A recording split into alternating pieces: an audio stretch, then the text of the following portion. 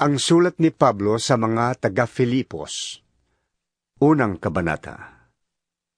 Mula kina Pablo at Timoteo, na mga lingkod ni Kristo Jesus, para sa mga taga-Filipos na hinirang ng Diyos dahil sa kanilang pananalig kay Kristo Jesus, gayon din sa mga tagapangasiwa at mga tagapaglingkod. Sumainyo nawa ang pagpapala at kapayapaan ng Diyos na ating Ama at ng Panginoong Hesukristo. Nagpapasalamat ako sa aking Diyos tuwing maaalala ko kayo. Tuwing ipinapanalangin ko kayong lahat, ako'y laging nagagalak dahil sa inyong pakikiisa sa pagpapalaganap ng magandang balita tungkol kay Kristo, mula nang ito'y inyong tanggapin hanggang sa kasalukuyan. Natitiyak kong ang mabuting gawang pinasimulan sa inyo ng Diyos ay Kanyang lulubusin hanggang sa araw ng pagbabalik ni Hesukristo. Minamahal ko kayo, kaya dapat lang napahalagahan ko kayo ng ganito. At dahil magkasama tayong tumanggap ng pagpapala ng Diyos, kahit ngayong ako'y nakabilanggo o noong ako'y malayang nagtatanggol at nagpapalaganap ng magandang balita. Nalalaman ng Diyos na ang pananabik ko sa inyong lahat ay kagaya ng pagmamahal sa inyo ni Hesukristo. Idinadalangin ko sa Diyos na ang inyong pag-ibig ay patuloy na sumagana at masangkapan ng malinaw na kaalaman at pagkaunawa upang mapili ninyo ang pinakamahalaga sa lahat. Sa gayon, pagbabalik ni Kristo, matatagpuan kayong malinis, walang kapintasan, at sagana sa magagandang katangiang kaloob sa inyo ni Hesukristo, sa ikararangal at ikadadakila ng Diyos.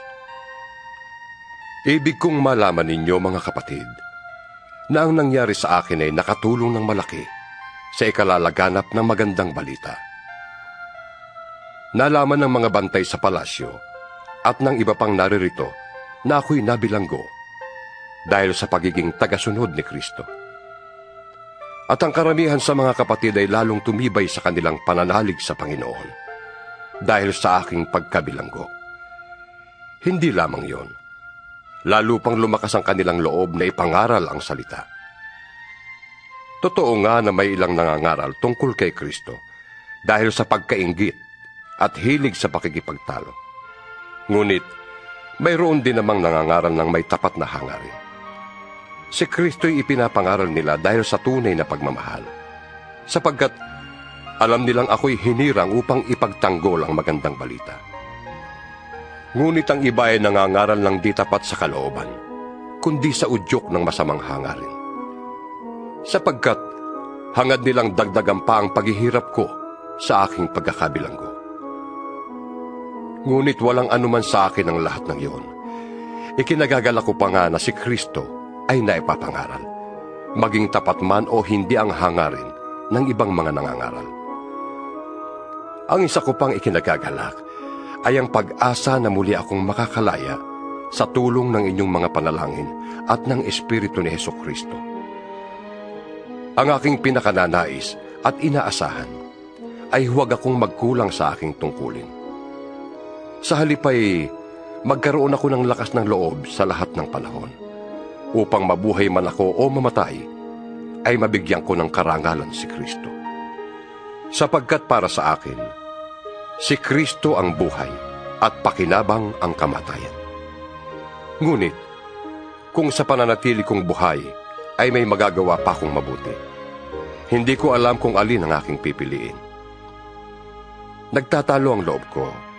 Ibig ko nang pumanaw sa mundong ito upang makapiling ni Kristo. Yamang ito ang lalong mabuti para sa akin. Ngunit alang-alang sa inyo, mas kailangan pang manatili ako sa buhay na ito. Dahil dito, natitiyak kong ako'y mabubuhay pa at makakasama ninyong lahat upang matulungan kayong magpatuloy ng may kagalakan sa inyong pananalig sa Panginoon. Kung magkagayon, lalo ninyo akong may pagmamalaki at lalo ninyong pupurihin si Kristo Jesus dahil sa aking pagbabalik sa inyo. Kaya nga, mga kapatid, pagsikapan ninyong mamuhay ayon sa magandang balita ni Kristo. Sa gayon, makabalik man ako sa inyong piling o hindi, makakatiyak pa rin na kung kayo'y nananatili sa iisang layunin at sama-samang ipinaglalaban ang pananalig sa magandang balita, huwag kayong matakot sa inyong mga kaaway. Magpakatatag kayo, sapagat ito mismo ang palatandaan na sila ay mapapahamak at kayo'y maliligtas.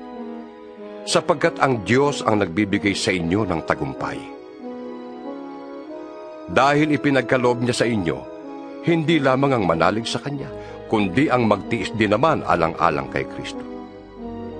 Ngayon, kasama ko na kayo sa pakikibakang nakita ninyong ginagawa ko noon. At nababalitaan ninyong ginagawa ko pa rin hanggang ngayon.